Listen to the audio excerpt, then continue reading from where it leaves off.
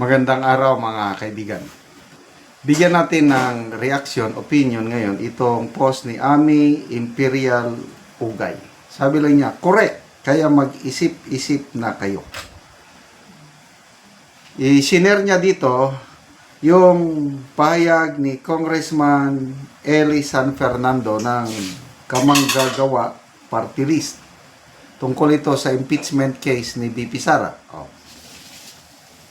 Sabi ng kongresista, pero pagdating sa plenaryo, ang aking tsansa ay hindi makakakuha iyan ng 1/3 na suporta mula sa members of the House dahil lahat ay nag-iisip na ng kanilang mga political career sa 2028. Okay? Ulitin ko.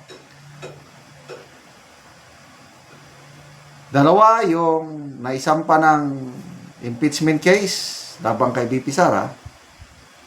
So, unang debatihan yan sa Committee on Justice. Sa tingin ko, papasayan. Magkakaroon ng sufficient in form and sufficient in substance. So, akyat sa plenaryo. So, yun na, magbubutuhan na ang mga kongresista. Bawat isang kongresista tatayo doon magpapaliwanag yes or no. Pag sinabing yes, akyat. Ibig sabihin, pipirma siya. Pag sinabing no, ayoko, hindi siya mag-endorso. So, 1/3 lang ang kailangan.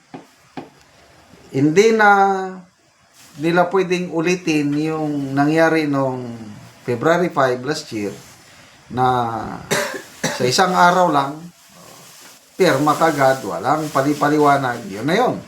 215 ang pumirma. So ngayon, 1/3 is 100 plus lang. 300, I'm not sure of the exact number. Basta 300 plus. So 100 plus, 105, 110 congressmen ang ano. So ito ang nakikita ni Congressman Eli. Mahirap makakuha ng 1/3. Una nang nagsabi si Congressman Puno ng National Unity Party. I think sila ata yung pinakamalaking bilang ng mga kongresista sa Kamara. At nagsabi siya na hindi sila supportive sa impeachment, both laban kay Pangulong Marcos at laban kay BP Sara, dahil ang dami daw problema na dapat ayusin. So, anong ibig sabihin nun? Yun na yung mga indikasyon na hindi na sila basta-basta pipirma ng impeachment. So, galing yan sa isang party leader ng National Unity Party. Next, ito pa, si Congressman Abante, inaamin niya na yung mga nakakausap niyang administration lawmakers, malamig ang suporta nila sa impeachment dahil nga nakikita nila pagdating sa Senado, matatalo rin ang impeachment.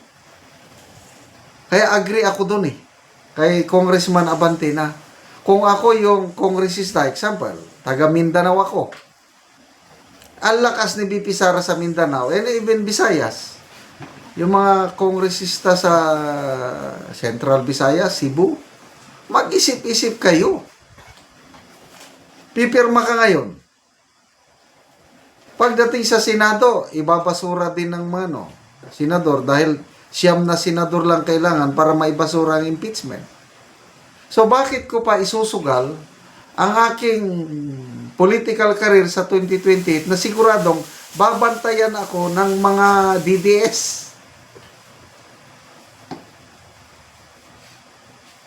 Kaya mahirap makakuha ng 1/3.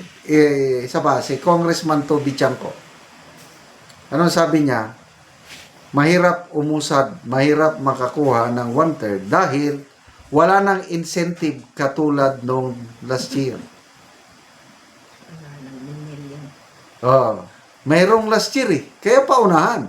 Ngayon, meron ba? Alanganin eh. Although si Senator Amy lang nagsasabi na yung mga giniling na pork, soft pork, na nandyan sa budget, mga ayuda, baka daw gamitin yon para sa impeachment ni BP Sara. Ayun, posible yun. Tingnan natin. So, yan ang tunay na labanan sa plenaryo. Kaya yan ang bantayan natin. Ulitin ko sa Committee on Justice, nandyan si Congressman Luistro na number 1 pro Romualdez yan. Number 1 din na anti-Duterte. Sinasabi niya nga, wala kaming kinikilingan, objective kami, ganito. Sabi ni Atty. Rowena Guanzon na maniwala kami sa iyo.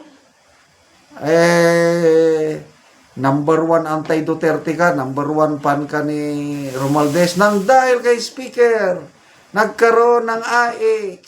Nang dahil kay Speaker, nagkaroon ng tupad. Nang dahil kay Speaker, nagkaroon ng yung mga akap. So, given na yan, papasa sa Committee on Justice ang labanan sa plenaryo. Paano ngayon yan? Sina Congressman Percy Sentanya, sabi niya, humanda ka, BP Sara, dahil you will be recorded in history as the Vice President na impeach not only once, but twice. Sa yanong panghuna-huna, Bisaya naman siguro yun. Sa simple, akala ko, na-impeach siya last year, na-impeach, mai-impeach na naman siya ngayon. Kung aakyat yung kanyang kaso sa Senado, impeach na yon. Kaya lang, sabi ni Atty. Regal Oliva, never daw na-impeach si BP Sara last year dahil yung decision ng Supreme Court, unanimous yan, void ab initio. Defective from the beginning, as if nothing happened. Kaya, sa tunay na interpretasyon ng Supreme Court decision, hindi pa nai-impeach si BP Sara. Ngayon pa lang kung sakali, kailangan sana magdilang anghel si Congressman Eli San Fernando na walang 1/3 sa mga kongresista na mag-endorse sa impeachment complaint. So, panalo na tayo. Salamat mga kaibigan sa inyong pagsubaybay sa ating channel. Nakakatulong kayo ng malaki sa tribong talandig ng Bukidnon dahil ang income natin sa channel na ito is pantulong po sa tribo. Namimigay tayo ngayon ng libreng yero at pako para makapagpatayo sila ng mas maayos na tirahan. Panoorin nyo ang video na ito. Una ni si Angkol ang natagaan og sin. Mag-atop na ni karon.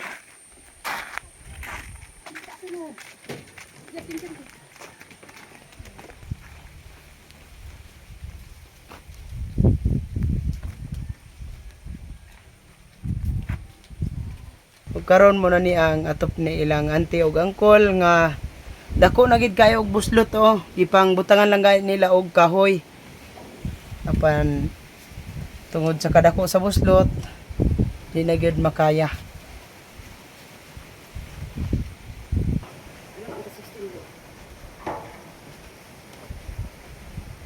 O karon kol pila na ni siya ka tuig ang imong atop nga yero? Unom na siya ka tuig. Salamat sa Ginoo. Natagaan kog sin mag-atop na ko karon. Oo, salamat kayo kol. Salamat kayo.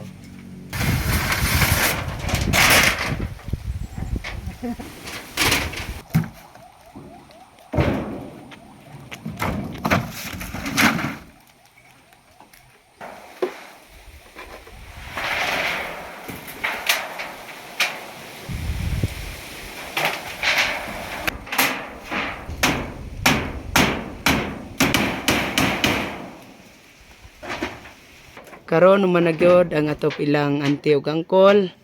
Maayo na gyud nga tan-awon.